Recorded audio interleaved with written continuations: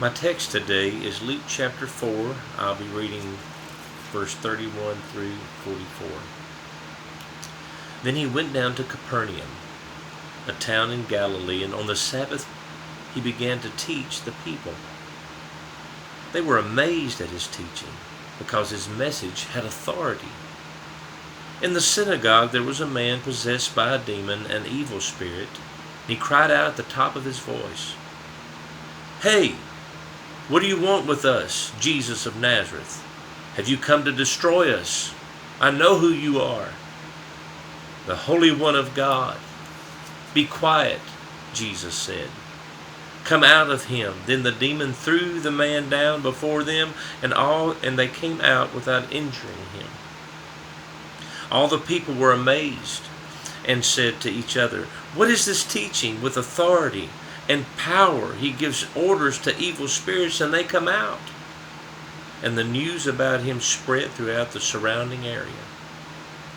Jesus left the synagogue and went to the home of Simon. Now Simon's mother-in-law was suffering from a high fever, and they asked him to help her. So he bent over her and rebuked the fever, and it left her.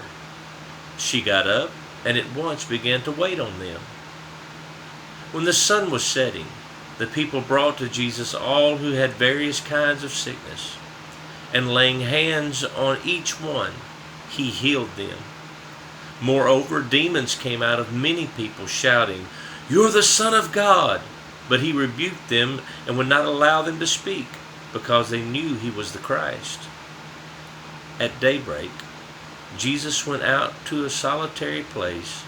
The people were looking for him, and when they came to where he was, they tried to keep him from leaving them. But he said, "I must preach the good news of the kingdom of God to other towns also, because that is why I was sent." And he kept on preaching in the synagogues of Judea. I want to share with you just for a few minutes about ministry and what I feel this text has spoken to me about, and especially concerning the class that I'm taking about ministry. But there's some things that I notice. I know that many people wear the bracelets, "What would Jesus do?"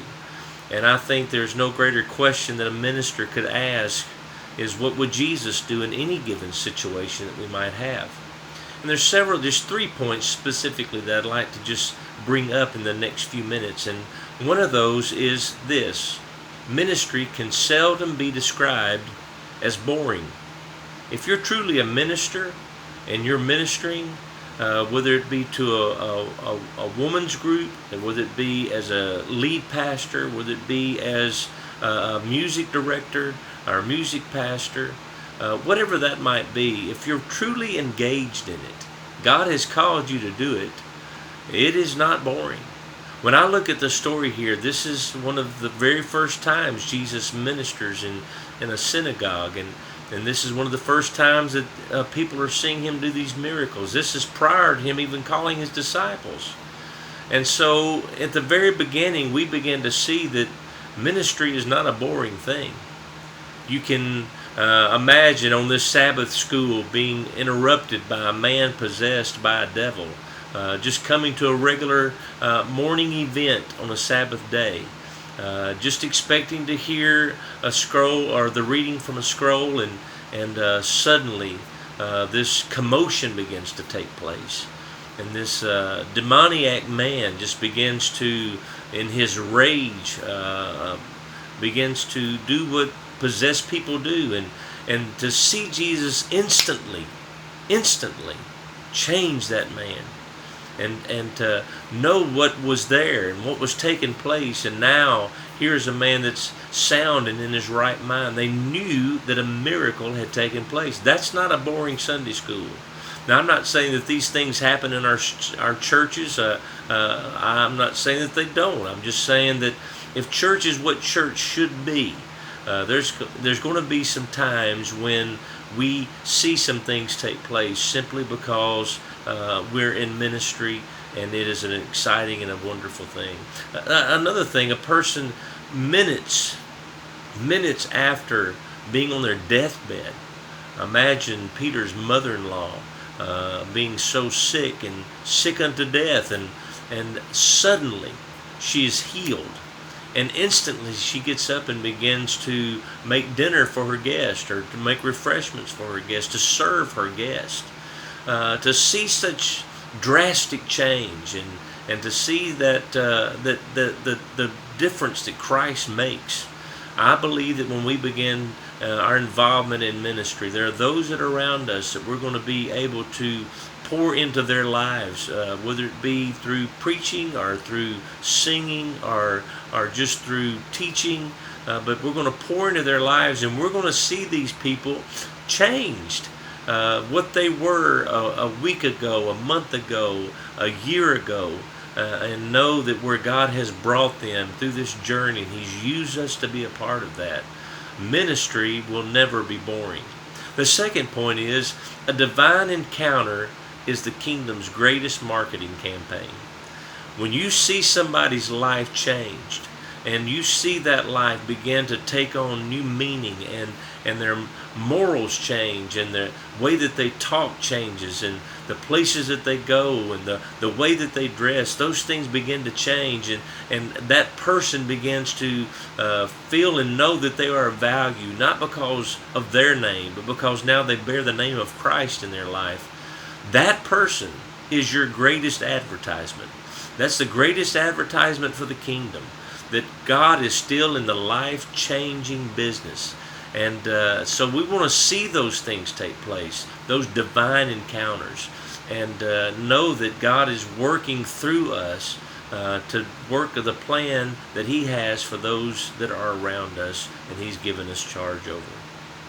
The third and the last thing is this. There's more ministry here outside of the church than in.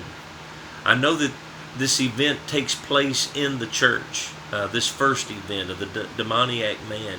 And that encounter takes place. We're not certain how long that it takes place, but we do know that that amount of time, whatever it was, they left the synagogue at that time, and Jesus continued to minister the rest of the day. We do not just minister when we're behind a pulpit, or when we're giving a place in front to share our thoughts, our lessons, our sermons. We are giving the responsibility to minister at those times, yes. But our responsibilities don't stop at the church. They continue to go. We continue to minister outside of just, and not just the church. We're given to minister outside of what our particular responsibilities may be. Though I have responsibilities at the church and things that I must do, there are other things that I'm involved in that continue to take place, and most of my ministering is outside of a church building and outside of the typical umbrella of what a church would be. God has called us to help change the lives of those that are around us, and to do what we can to be that witness to them. It all started like a regular Sabbath day.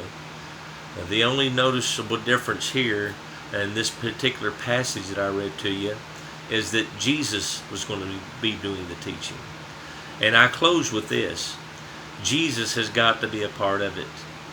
He's got to be involved. It's got to be about Him. It's from Him, through Him, and to Him are all things. I do all things as unto Christ. I do things to please Him. And I know that if I have Him in my heart and I have Him on my mind, that when I walk outside the door, whether I'm going to Walmart or whether I'm going to church, Jesus Christ is with me. It's not going to be boring. It's going to be a great advertisement or ad that Jesus is still in the life-changing business. He's changing my life every day and continues to, and I share that with others. And the ministry is not just in the church. It's mostly outside of that building in our lives, the way that we live, where we go, and what we do. Thank you for giving me the opportunity to share with you today. God bless you.